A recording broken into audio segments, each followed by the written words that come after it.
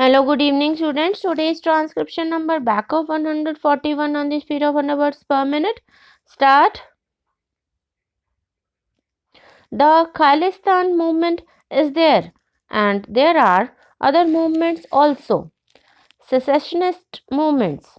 Now, some people are demanding a Jharkhand state, and then there is a demand for an Uttarakhand state. These are all developing. There was a similar demand in Darjeeling, but fortunately that has been solved now.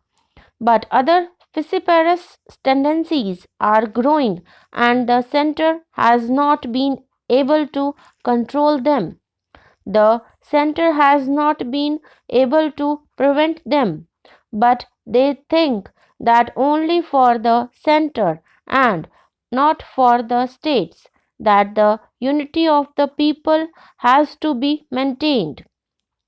The question of center state relations in India is not a question concerned only with the implementation of federal principles or with preventing the violation of those principles or suggesting a few constitutional amendments, but it is concerned with the question of maintaining Indian unity, maintaining and consolidating the sense of Indianness or Indian oneness among all the constituents of the Indian Union, with the center as the expression of that unity, but for maintaining that unity, which has enabled us to compel the British to quit, the constituent units have not received any reward in the integration of the units because the constituent units consisted of big territories, each with its own language and heritage, and these huge linguistic national units, their linguistic identity and sense of unity grew side by side with the identity of the Union. So, a deep thought has to be bestowed on how to maintain the unity with the support of the people, with the support of the states. But that is not the concern of the central government. The Sarkaria Commission has been able to make certain recommendations within certain parameters. Even within those parameters, two recommendations are there. One is that it is neither advisable nor necessary to make any drastic change in the basic character of the Constitution.